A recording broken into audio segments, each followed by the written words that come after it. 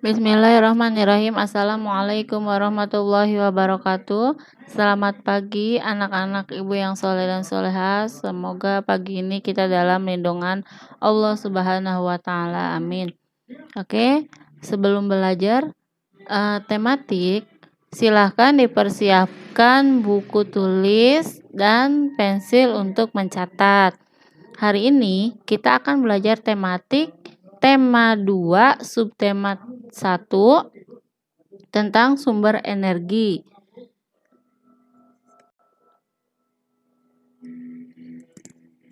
Nah, yang pertama sumber daya alam. Sumber daya alam itu apa ya? Ada yang tahu? Oke, Ibu jelaskan. Sumber daya alam adalah segala sesuatu yang berasal dari alam yang dapat digunakan untuk memenuhi kebutuhan hidup manusia. Indonesia memiliki sumber daya alam berlimpah. Nah, disebut sumber daya alam karena berasal dari alam. Penduduk Indonesia dapat menikmati sumber daya alam tersebut untuk memenuhi kebutuhannya. Lautnya, terus lahan yang subur, gas bumi, minyak, serta logam banyak memberikan manfaat bagi manusia. Sumber daya alam dibagi menjadi 2. Nah, yang pertama sumber daya alam yang dapat diperbaharui, yang kedua sumber daya alam yang tidak dapat diperbaharui. Ibu jelaskan satu-satu ya. Sumber daya alam yang dapat diperbarui misalnya tumbuhan, hewan, sinar matahari, angin, dan air. Sumber tersebut termasuk kelompok sumber daya alam yang dapat diperbarui karena terus tersedia dan dapat kita kelola untuk kita perbanyak jumlahnya. Jumlah sumber daya alam ini sangat berlimpah. Agar sumber daya alam ini tetap tersedia, kita harus menggunakan dengan bijak dan melestarikannya. Sumber daya alam ini sangat penting untuk dijaga keberadaannya. Yang kedua, sumber alam yang tidak dapat diperbarui.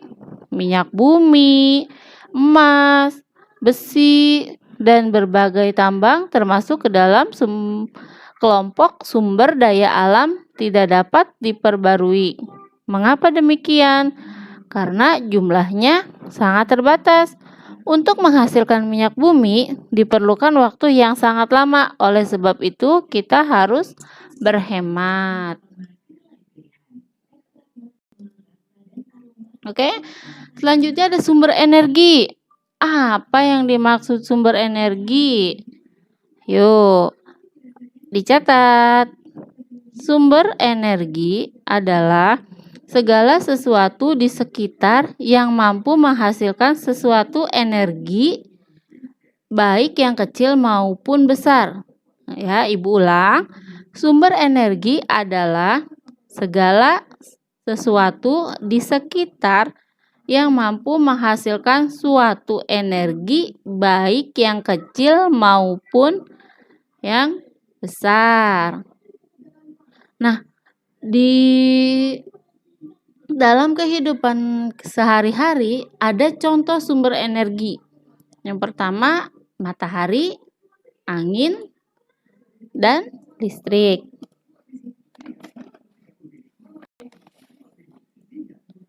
Yang pertama ada matahari. Matahari sebagai sumber energi terbesar memancarkan panas dan cahayanya ke bumi. Cahaya matahari menerangi bumi sehingga kita dapat melihat semua makhluk hidup dan benda di siang hari. Panas matahari mengakibatkan adanya kehidupan di bumi.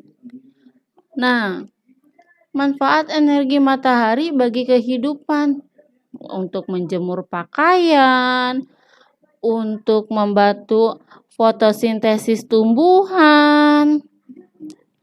Terus ada lagi untuk menjemur ikan asin. Nah, yang ada lagi panas matahari mengakibatkan air laut menguap. Peristiwa ini dimanfaatkan pada proses pembuatan garam. sumber energi yang kedua, yaitu ada angin. Nah, sumber energi apa yang membuat kincir angin bergerak? Ya pasti sudah angin, ya. Angin termasuk ke dalam sumber energi yang dapat diperbarui. Artinya, angin selalu tersedia dan tidak akan habis digunakan.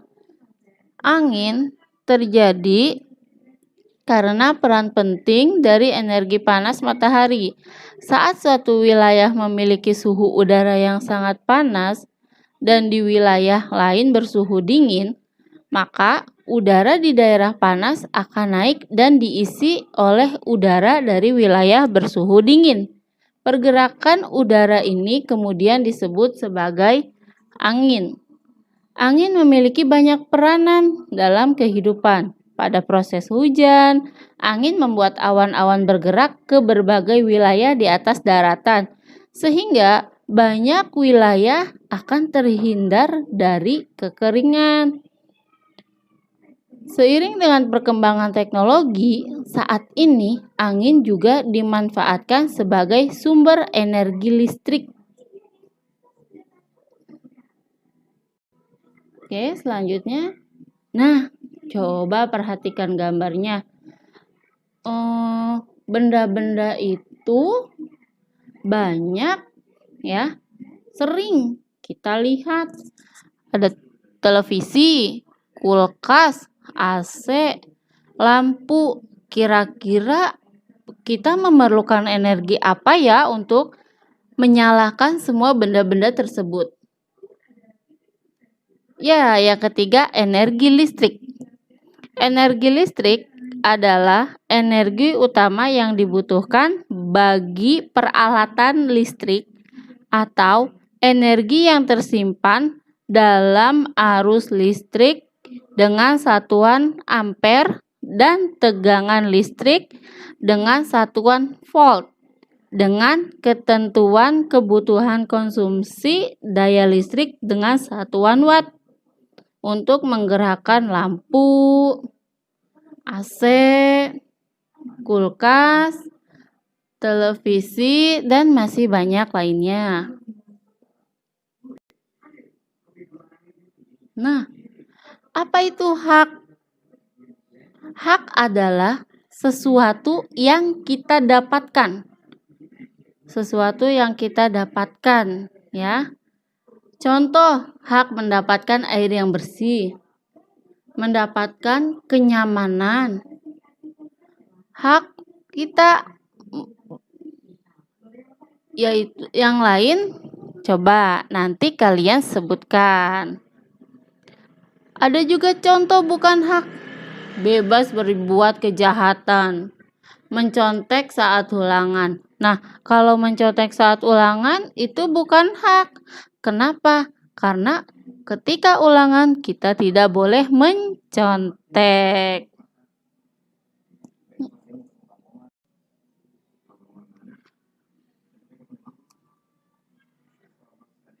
Selain hak, kita juga belajar tentang kewajiban. Oke, apa itu kewajiban? Kewajiban adalah sesuatu yang kita lakukan, yang harus kita lakukan. Ya, ingat, kalau hak yang kita dapatkan, kewajiban yang kita lakukan. Contoh kewajiban, bekerja, belajar, sholat, membaca Al-Quran, itu kewajiban kita sebagai seorang muslim. Sedangkan contoh bukan kewajiban, di sini seorang siswa bekerja. Tidak mungkin dong seorang siswa itu bekerja. Contoh lainnya, seorang ayah mencuci piring. Itu bukan kewajiban ayah, tapi mencuci piring adalah kewajiban seorang ibu. Oke, syukron. Terima kasih atas perhatiannya. Sampai di sini untuk subtema 1 pembelajaran Sampai sini dulu pembelajaran tema 2 subtema 1. Terima kasih. Syukron. Assalamualaikum warahmatullahi wabarakatuh.